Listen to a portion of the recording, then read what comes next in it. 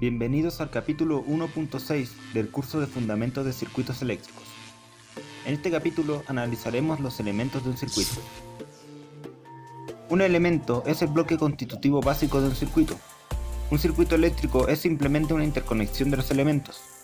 El análisis de circuitos, que es el objetivo de este curso, es el proceso de determinar las tensiones o las corrientes a través de los elementos del circuito. Hay dos tipos de elementos en un circuito eléctrico: los elementos pasivos y los elementos activos. Un elemento activo es capaz de generar energía, mientras que un elemento pasivo no. Ejemplos de elementos pasivos son los resistores, los capacitores y los inductores. Por otro lado, los elementos activos más comunes incluyen generadores, baterías y amplificadores operacionales.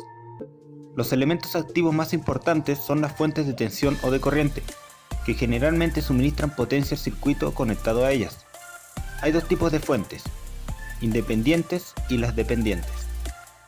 Una fuente independiente ideal es un elemento activo que suministra una tensión o corriente específica y que es totalmente independiente de los demás elementos del circuito. En otras palabras, una fuente independiente ideal de tensión suministra al circuito la corriente necesaria para mantener su tensión entre los terminales.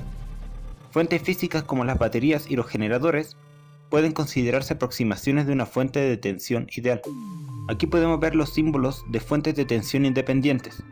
Ambos pueden usarse para representar una fuente de corriente directa, pero solamente esta puede usarse para una fuente de tensión que varía con el tiempo.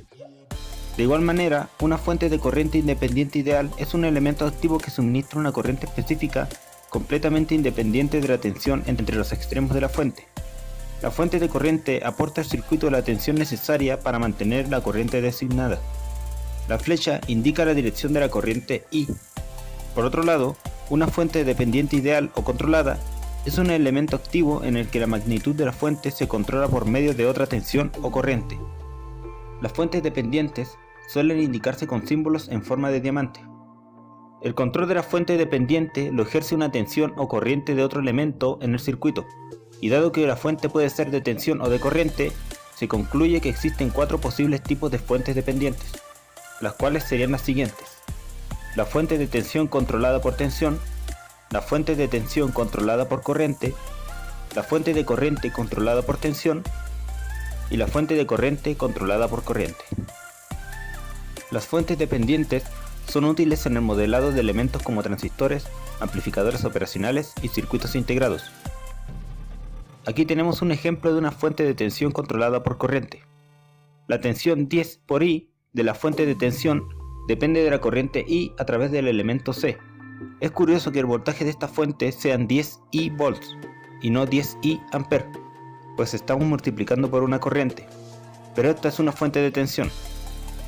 La clave para diferenciarlas es darse cuenta que una fuente de tensión contiene las polaridades más y menos en su símbolo, mientras que una fuente de corriente se presenta con una flecha sin importar de qué dependa. Es importante saber que una fuente de tensión ideal, dependiente o independiente, producirá cualquier corriente necesaria para asegurar que la tensión entre los terminales será requerida, mientras que una fuente de corriente ideal producirá la tensión necesaria para asegurar el flujo de corriente establecido. Así, en teoría, una fuente ideal podría suministrar un monto infinito de energía. Cabe indicar asimismo que las fuentes no solo suministran potencia en un circuito, sino que también pueden absorberla. Entonces, resumiendo, en una fuente de tensión se conoce la tensión, pero no la corriente que alimenta o extrae, mientras que en una fuente de corriente se conoce la corriente suministrada, pero no la tensión entre los terminales de esta. Espero se haya podido comprender correctamente este episodio. A continuación podrán encontrar una serie de ejemplos que les ayudará a entender de mejor manera todo lo explicado aquí. Sin más, eso ha sido todo. Gracias por su atención y que tengan un buen día.